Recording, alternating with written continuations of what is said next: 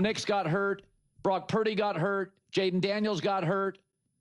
Lamar Jackson got hurt. Daniel Jones got hurt.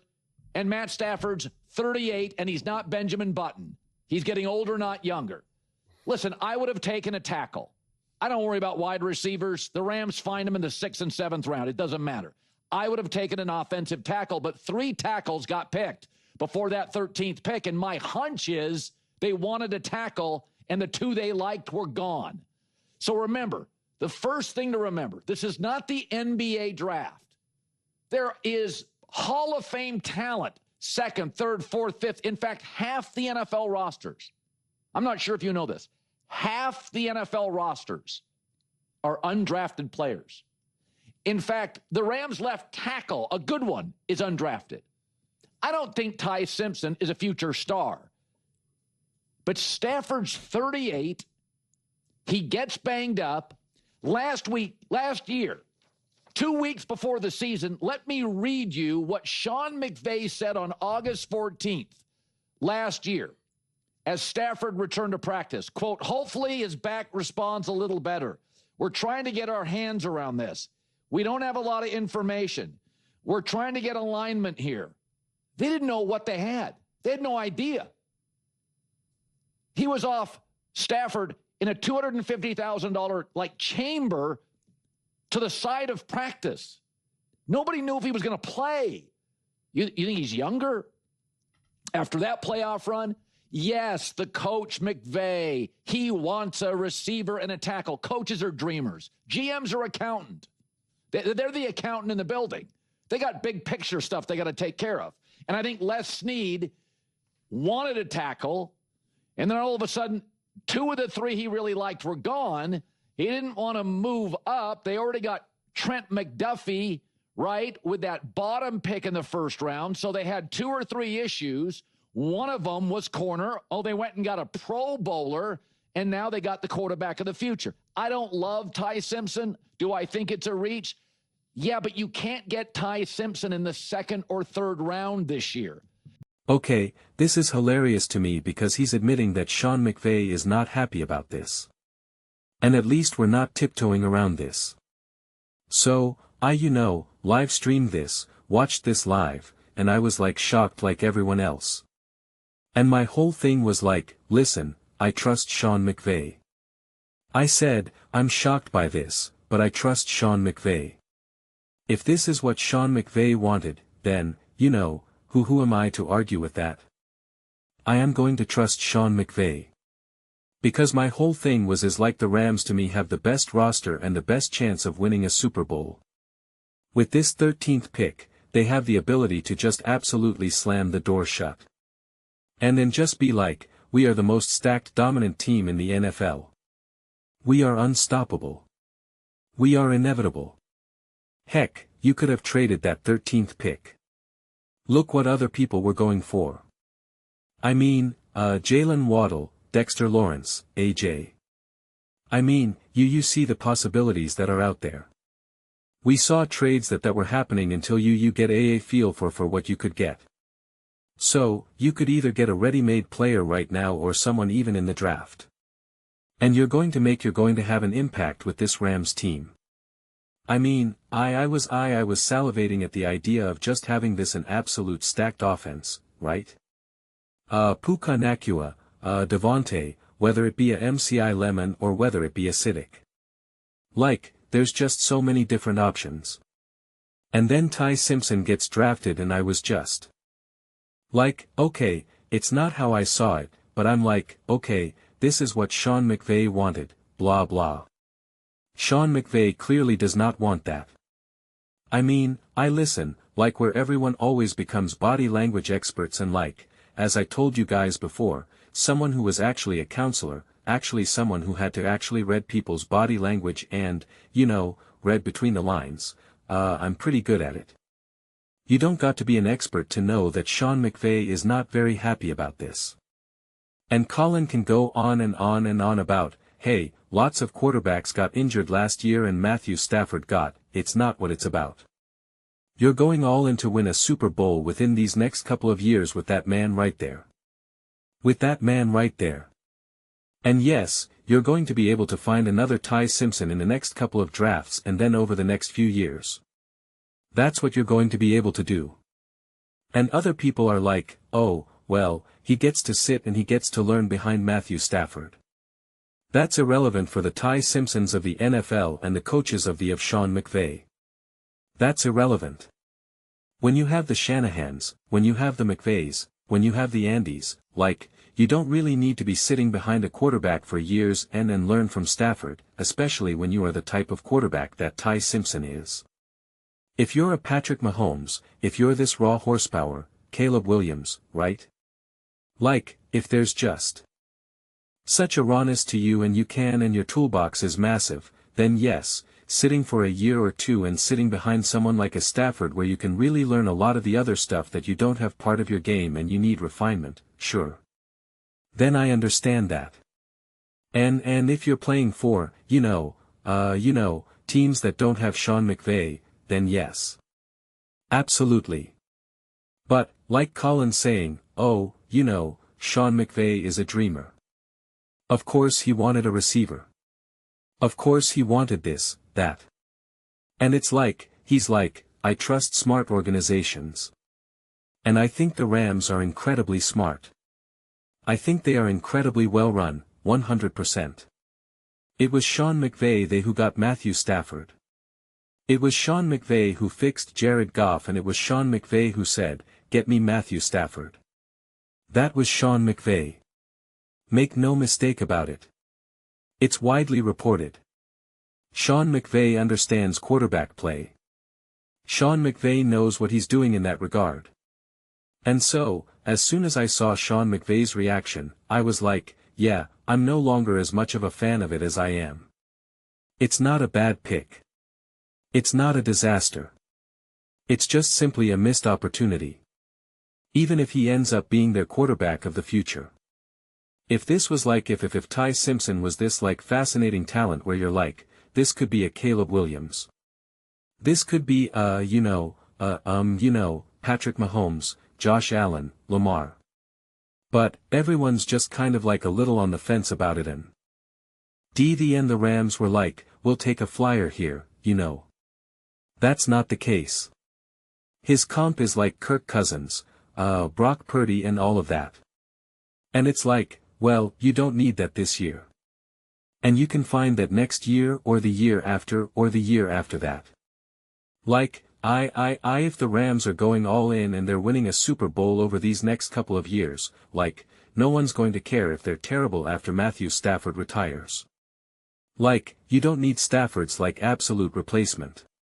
You see how stacked this team is. You see the moves that they're making. It is the absolute positive win now organization. And there's nothing wrong with that. It's awesome to see and I appreciate it. And this was there was a move for them to make that could have really taken an even greater step there. And they didn't do it. And that's to me is what's, which is weirder about it. And so, like you and again, Colin's like, oh, like 60 quarterbacks got injured last year. What's that to do with anything right now? That has nothing to do with that has literally so, go out and get Mac Jones for $6 million. Like, what are you talking about? You have to use your 13th overall pick because quarterbacks get injured. This doesn't make any sense. That's that and that's not how the Rams are thinking. If Matthew Stafford gets injured this year, Ty Simpson is not stepping in and leading this team to the Super Bowl and winning. Gee at all. I'm sorry. It's not happening. It's just not happening. Let me say it again. It's just not happening. I believe in Sean McVay through the absolute roof. I believe Sean outside of Andy Reid, he is my favorite coach. I believe in Sean McVay through the absolute roof. And I said that the Rams have the best team. Like, I've said, the Rams, if everyone kept asking me, oh, who do you think the best team is right now? And I'm like, you're going to have to go with the Rams right now. Now, that was before a Ty Simpson and any of that and before we started discussing any of that type of stuff. I mean, it's like the Rams are stacked. Absolutely stacked. And Matthew Stafford is elite. He is special. He is elite. He is special. You're not winning a Super Bowl this year if Matthew Stafford goes down and Simpson steps in. Just not happening. So, I don't care about the idea of like, well, yeah, you know what? They use it because he's a good backup quarterback. But, then it's like just that I'm not trying to have a good year this year. I'm trying to win a Super Bowl.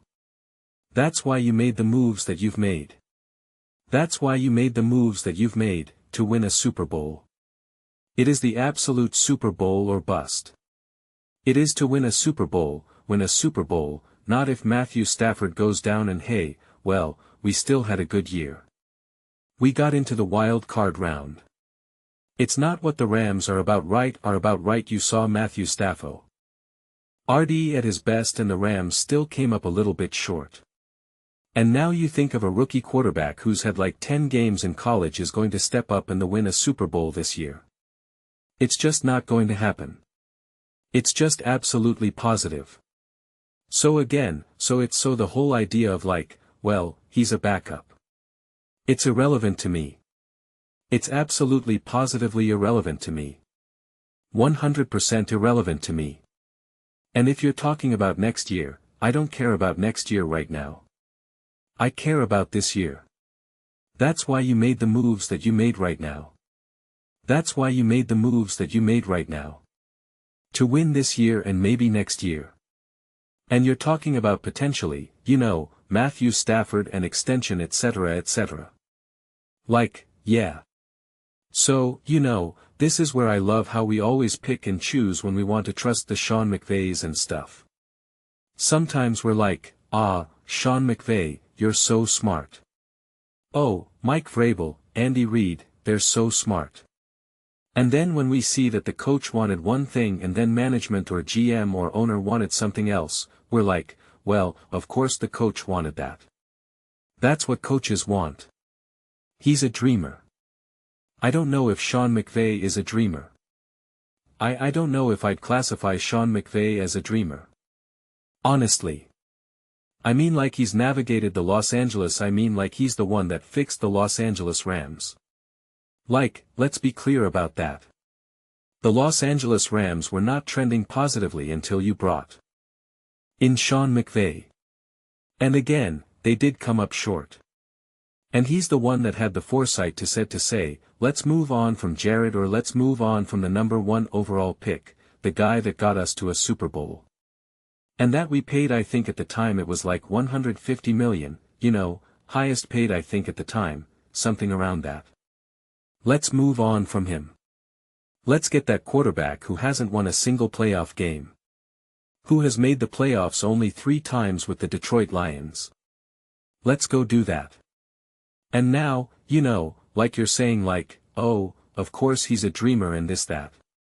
And it's like, yeah, then they went out and got Von Miller. Then they went out and got OBJ. Like, yeah, if that's dreaming, well then I guess you got to dream to win a Super Bowl. So, Sean McVay knows exactly what it takes to win a Super Bowl. And he knows exactly what he has on the field. What he needs and what he doesn't need. And he does not need a 13th pick backup quarterback right now. Considering who they are. You can talk about the Packers. The Packers aren't the Rams. So like, it is cause that's why I keep hearing the comp, oh, like Jordan Love, he sat behind Aaron and this that. And it's like, okay.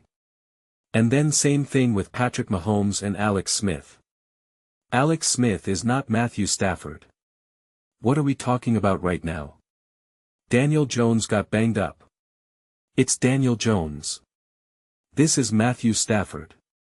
It's like, what are we talking about now? And yeah, quarterbacks get banged up. Again, I love how we always pick and choose, clears throat, when we want to emphasize quarterbacks getting banged up cause we'll say another quarterback's a little bit small. Oh, he's banged up a lot. Oh, he's a smaller guy. He gets banged up. But now we're just saying, well, hey, all quarterbacks get banged up. What are you going to do about it? So wait a second. I thought we usually use height and weight against quarterbacks because they get banged up. But now we're just saying, well, everyone gets banged up. Well, Ty Simpson's also small. I think he's only 6 feet 1 inch. A size that also Colin does not like. Can't see over the line of scrimmage. He's going to get banged up. He actually got banged up in college. So, I don't know. I am incredibly positive in the draft. I really am, cause I see all these guys. I'm very much like NFL Live in that regard, where every time someone gets drafted, they're like, oh, this kid's amazing. This kid's going to have such a great impact on this team. This is exactly what they need, you know. And I feel it. I'm like, yeah. I get all inspired by these guys making the NFL. I'm so fired up and I see the potential. And I'm like, and even when this first happened, I spun it positively in my mind and even said it in the live stream. But it was really on the shoulders of Sean McVay. It was okay, if this is what Sean McVay wants, he sees tremendous value in Ty Simpson. I'm going to appeal. Sean McVay knows quarterback play better than me and better than you and better than 99.9% of the world out there. And he was not happy. And then here's the thing. This is where it all ends here. He couldn't even remotely hide it. That's how upset he was. Because it's really not hard.